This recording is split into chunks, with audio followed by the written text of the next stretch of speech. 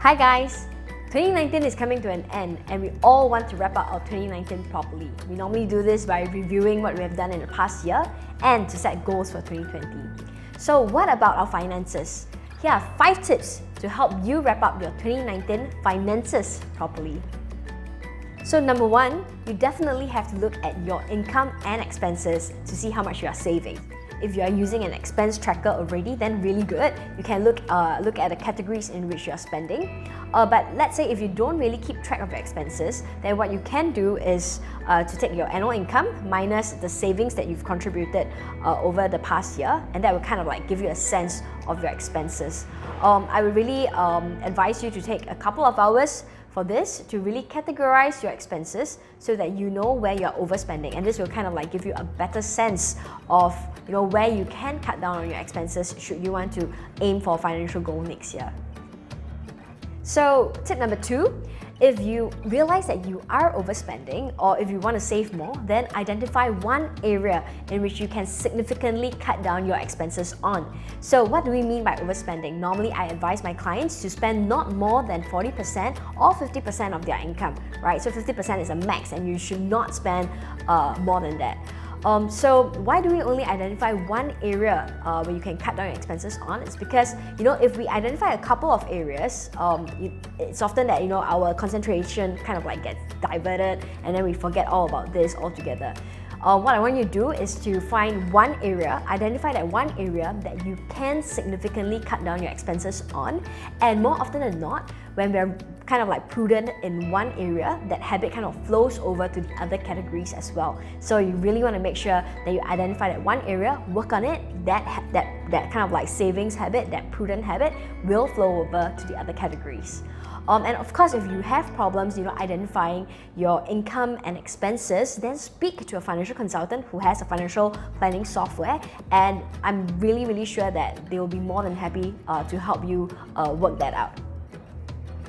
So I spoke about only spending 40% and 50% of your income. So where does the remaining money go to?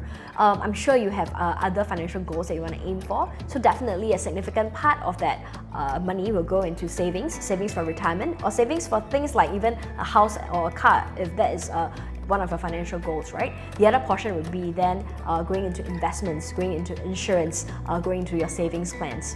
So tip number 3 would definitely to review these plans with your financial consultant, with your investment banker, or with your broker, to make sure that all your investments are performing well, and if you need to rebalance them, then go ahead, and also to make sure that your policies are in order and are still suitable for you at this juncture.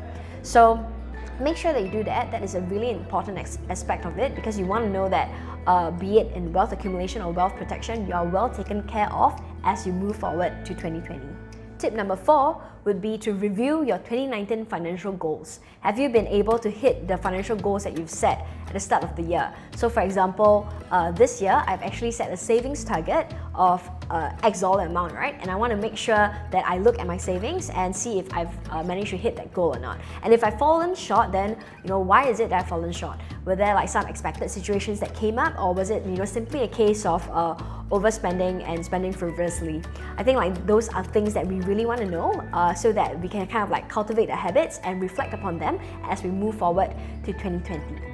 Last but not least, tip number 5 would be to set realistic goals for yourself for 2020 and for the next decade to come. So, the trick about these goals is that, we have this like really long stretch goal of, buying a house, a second property, a luxurious car. And these are normally like longer term goals, but in order to achieve them, it would be good to actually break them into shorter term goals. So generally, like if you really have like a longer stretch goal, or goals that may not be the priority now, but you want to make sure that you hit them in the future, then list them down. This is really important because you want to kind of like have funds for bringing parents overseas, and then also have funds for yourself for buying the next property, or for buying a car if you so desire. So make sure that you really think this through, and most importantly, and I repeat this again, most importantly, have an accountability buddy with you. I know I emphasize this a lot across my videos, but an accountability buddy really helps you in ensuring that you stay on track to your financial goals. Okay, so that's it. Those are the 5 tips that I have for you to end off 2019 well financially, to wrap it all up so that you can move forward in 2020 with fresh financial goals and with a fresh mindset to ensure that you target those financial goals that you really, really want. So thanks for watching, and I'll see you soon.